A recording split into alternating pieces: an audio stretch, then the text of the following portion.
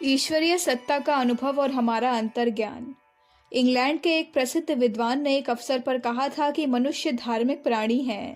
यही कारण है कि मनुष्य का ध्यान सदैव सृष्टि की पहेली की तरफ आकर्षित रहता है और इसे सुलझाए बिना उसे चैन नहीं पड़ता। पेट की भूख की अपेक्षा भी ज्ञान की बुभुक्षा अधिक प्रबल होती है।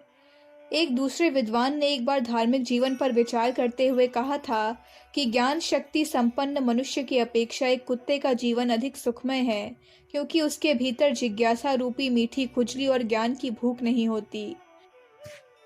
मनुष्य की बुद्धि ईश्वर का आशीर्वाद भी है और अभिशाप भी है, क्योंकि वह उसे सदैव ईश्वर संबंधी शंका समाधान के भंवर जाल में घुमाई रहती है और तब तक चैन नहीं लेने देती जब तक वह सर्वज्ञ न हो जाए। ईश्वर को बुद्धि से जान लेना सर्वथा असंभव है।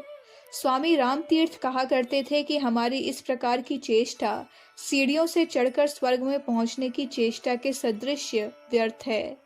ईश्वर और हमारे बीच जो अंधकार का पर्दा पड़ा हुआ है, उसे भेद सकने में मनुष्य की वैज्ञानिक और तार्किक बुद्धि सर्वथा असमर्थ है।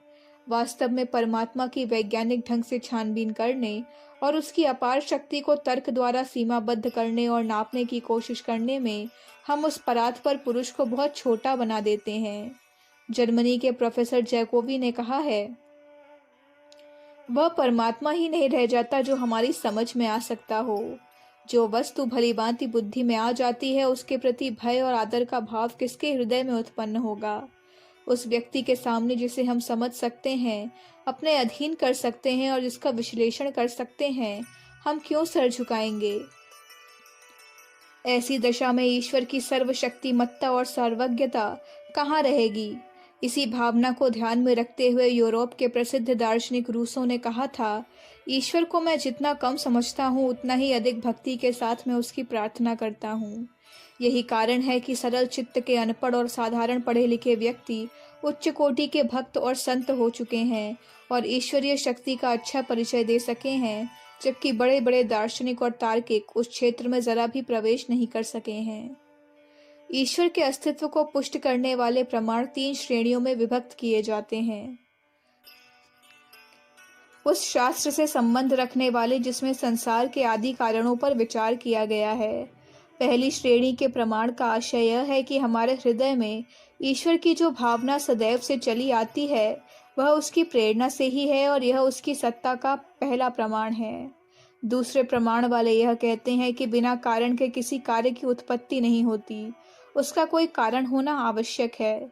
इसके अनुसार इस विश्व का जो कारण है वही ईश्वर है।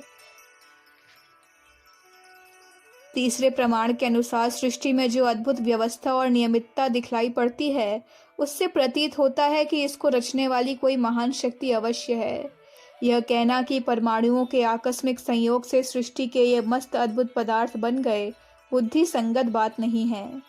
यद्यपि ये तीनों प्रकार के प्रमाण अकाट्य नहीं कहे जा सकते और आलोचना करने वालों ने इनमें अनेक प्रकार की त्रुटियां बतलाई हैं, तो भी उनमें कुछ तथ्य अवश्य हैं और इसलिए उनकी अवहेलना न करने, उन पर गंभीरता से विचार करना हमारा कर्तव्य है।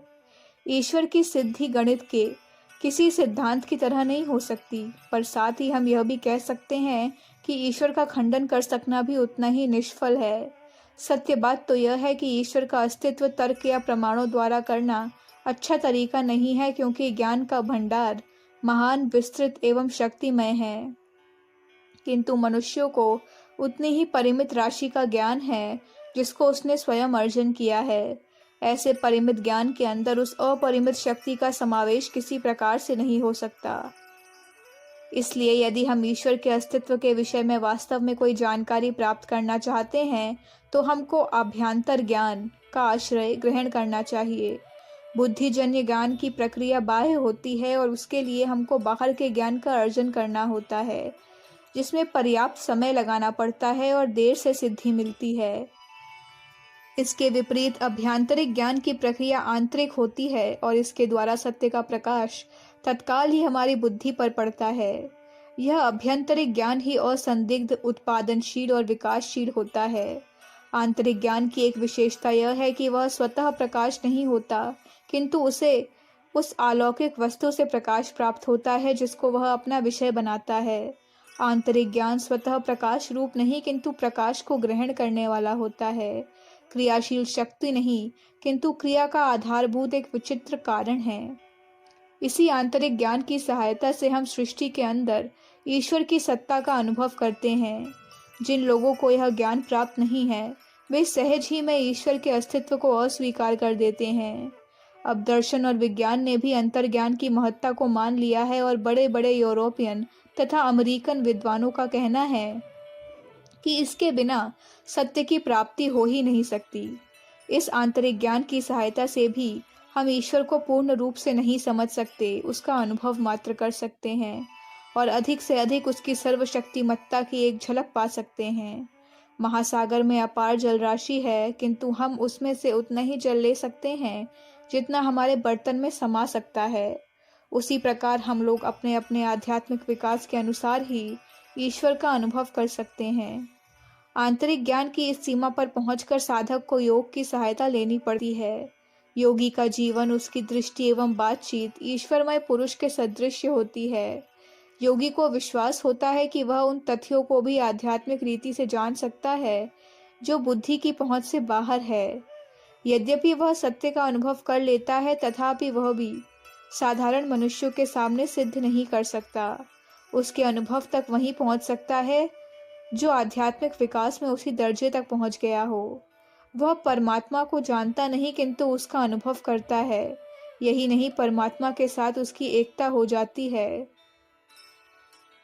फिर वह ईश्वर के अतिरिक्त न कुछ जान सकता है, न देख सकता है, न अनुभव कर सकता है। वह समस्त सृष्टि में उस एक को देखता है और उसी में विलीन हो जाता है। तर्कवादी मनुष्य भले ही इस प्रकार के महात्मा को पागल समझे, पर ईश्वर के अस्तित्व को अनुभव करने का यही मार्ग है। हमारे देश के लोग सदा से इस तथ्य को स्वीकार करते आए हैं। इसीलिए प्रोफेसर मैक्स मिलर ने कहा था कि संसार में सर्वत्र धर्म और दर्शन शास्त्र में विरोध दिखलाई पड़ता है। भारतवर्ष ही एक ऐसा देश है जहां दोनों में सामंजस्य है। अखंड ज्योति, मई 1959, पृष्ठ संख्या 5, 6, 7। हमारे YouTube चैनल विचार क्रांति दूत अखंड ज्योति पत्रिका को सब्सक्राइब करें एवं अगली वीडियोस प्राप्त करने के लिए बेल आइकन दबाएं। धन्यवाद।